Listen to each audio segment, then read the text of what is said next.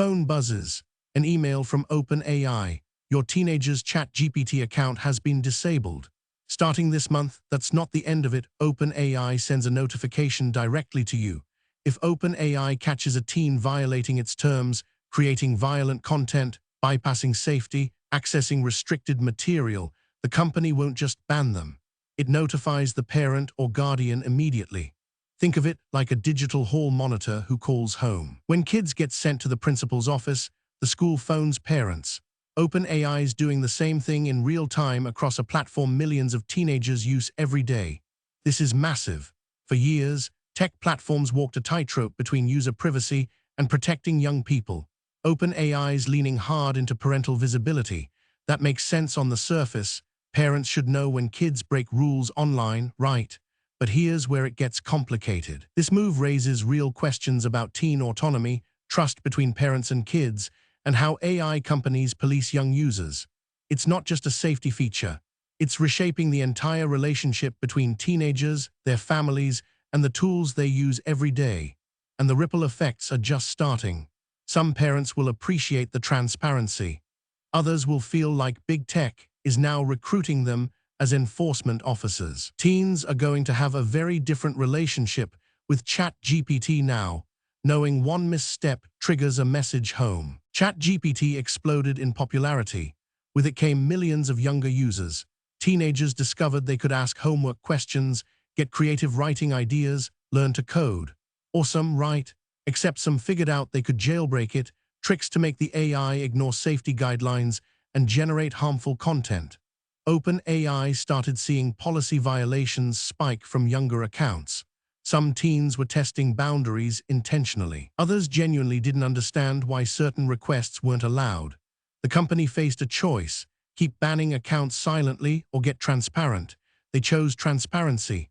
But here's the subtext. By notifying parents, OpenAI is essentially saying you're responsible for monitoring your teenager's AI use. That sounds reasonable until you realize most parents don't even know their kids use ChatGPT. Studies show millions of teens accessing AI tools their parents have never heard of. The notification system assumes parents are aware and engaged. For many families, that's not the reality. So OpenAI's solution, while genuinely well-intentioned, might actually be putting pressure on parents already struggling to keep up. There's also a liability angle here. By notifying parents immediately, OpenAI reduces its own legal exposure. If something bad happens, they can point to the notification and say, "We told the family. We did our part." That's not cynical. It's just how tech companies operate. But it changes responsibility from platform to family. Here's exactly how this works technically. When a teenager tries to use ChatGPT in ways that violate the rules, OpenAI's safety systems, automated filters plus human review flag the violation. The account gets suspended or banned depending on severity. Previously, that was it. The teen got locked out. Parents might discover it weeks later. Many would never find out at all. Now OpenAI cross-references the account with parent contact information from sign-up. If a parent's email is on file, they get notified. The email explains what rule was broken in general terms to protect privacy and confirms the account's disabled. What makes this different from other platforms is the speed and automation. Facebook, Instagram, YouTube all have parental controls.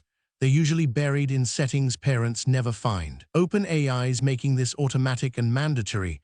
Violation happens, notification goes out. No opt-in required. The technology itself wasn't new.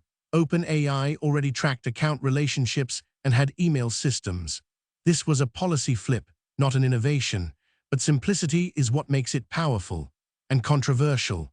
One automated system now controls millions of parent-teen conversations worldwide. And here's what most people aren't discussing yet. OpenAI didn't really consult with families about this. Teens didn't get a say. Parents weren't asked if they wanted notifications. The policy just rolled out. Let's look at what actually triggers these notifications. A 17-year-old in Ohio tries to use ChatGPT to generate a violent short story. Not for anything harmful, just creative writing, pushing boundaries like teens do. ChatGPT flags it. Account disabled. Parents get an email they probably don't understand fully. Notification sent, trust potentially damaged. Another example, a 15-year-old tries to get ChatGPT to help write code that could be misused. Not because they're planning to hack anything, they're just curious about how boundaries work. OpenAI's safety systems catch it, disable the account, and the parent gets notified. This teen didn't actually do anything harmful, but the detection was cautious. Third scenario, a 14-year-old tests whether ChatGPT will answer prompts about explosives. Not a genuine threat, they are testing the AI the way teenagers test everything. Accounts gone, emails sent home, the parents confused and concerned. Here's the thing about these examples, they show the reality of how notification systems work. OpenAI's erring on the side of caution, which sounds protective, but caution means false positives. Curious teenagers get treated like actual threats. Parents get alarmed. Families have tense conversations. OpenAI would argue this is exactly right, better to be cautious about youth safety than permissive. They're not wrong, but it also means a lot of teenagers face consequences for curiosity, not malice. That's the trade-off nobody's talking about yet. So how does this compare to what other tech companies are already doing? Let's look at the landscape. YouTube has parental controls, but they are opt-in and buried in settings. Parents have to actively set them up. Instagram offers a similar approach. You have to hunt for the parental supervision tools. TikTok's been pushing parental controls harder in recent years, but adoption's still low because parents don't know they exist. Discord, which millions of teens use, basically has no parental notification system. Neither does Twitch. Twitter has basic content filters, but nothing that automatically notifies parents about policy violations. OpenAI's approach is different because it's automatic and immediate. You don't opt in. When a violation happens, the system emails the parent without asking anyone's permission.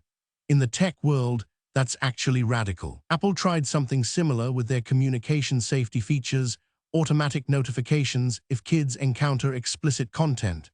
The backlash was intense. Privacy advocates said it was surveillance masquerading as protection. Parents appreciated the visibility. It was controversial enough that Apple eventually scaled it back.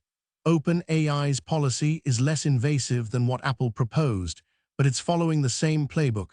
Automate parental oversight, make it mandatory. Assume it's good.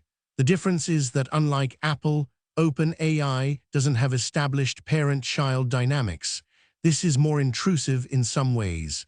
The bigger picture, we are watching tech companies move toward automated parental control as the default. What does this actually mean? Start with the obvious. Youth safety improves if parents are aware of policy violations. A parent who knows their teen was trying to generate violent content can have a conversation about it, can address what's driving that curiosity. That's genuinely valuable, but zoom out and there are bigger implications. First, this changes the power dynamic between teens and AI. Teens now have an incentive to hide their ChatGPT use entirely. Some will migrate to VPNs, burner accounts, less moderated platforms. Unintended consequence, they end up on riskier platforms with even less oversight. Second, this changes responsibility from platforms to families. OpenAI's saying we'll catch violations and tell parents. The parent's job is enforcement. That sounds fair until you realize some parents don't have time, energy, or skills to parent around AI. Poverty, overwork, language barriers, all of that gets amplified when you're expecting parents to understand and police teenage AI use. Third, this data is valuable. OpenAI's collecting information about parental contact, enforcement patterns, which rules teens break. That information has worth. It could be sold, shared, used for targeting ads at parents. Fourth and deepest, we are gradually normalizing the idea that tech companies should have direct contact with parents about teen behavior. That's a massive change in how teenagers experience privacy and autonomy. The ripple effects won't be visible for years. So if you're a parent with teenagers using ChatGPT, what should you actually do? First, talk to your kids about it before they get banned. Explain that ChatGPT has rules. Explain that violating rules has consequences, not punishment from you, just consequences from the platform. This context matters. Second, understand what violations actually look like. It's not just obvious stuff. It includes trying to generate content for violence, attempts to bypass safety measures, requests for restricted information, jailbreak attempts, prompts designed to make the AI break its own rules. Third, if you get a notification that your teen's account was disabled, don't panic immediately. Read the email, understand what triggered it, then have a conversation without accusations. Teens test boundaries. That's developmentally normal. The goal isn't punishment, it's understanding. Fourth, consider whether your teen actually needs ChatGPT access. If they are using it for homework, schoolwork, learning, absolutely valuable. If they're mainly testing boundaries and causing trouble, maybe they don't need it right now. Fifth, use this as an opportunity to build digital literacy. Teach them how AI works, why these rules exist, what happens when you're careless online. Make it educational, not punitive. And maybe most important, don't outsource parenting to OpenAI's notification system. Use it as a tool for conversation, not as a substitute for actual engagement with your kid's digital life. This policy works best when it opens dialogue. Here's what this policy actually means. We're entering an era where AI companies automatically involve parents in teen discipline.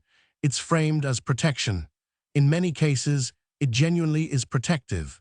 But it's also surveillance, data collection, and a fundamental change in how teenagers experience digital autonomy. The bigger story isn't really about ChatGPT. It's about how tech companies are solving the problem of youth safety by automating parental oversight and assuming that's better than letting teens navigate these platforms independently. Some parents will love this. They want visibility into their teen's digital life. They want immediate notification if something goes wrong. For those families, this policy is exactly what they needed. Other parents will feel recruited as enforcement officers for a corporation. Other teens will simply hide their AI use better. And some families will have difficult conversations that damage trust because of a false positive or an overzealous policy. The truth is probably somewhere in between. OpenAI's policy is neither a miracle solution nor a disaster. It's a step toward a world where teenagers have less privacy online and parents have more responsibility for monitoring what they do. Watch for how this spreads. Expect other AI companies, Claude, Gemini, Perplexity, to roll out similar policies. Expect it to become the industry standard.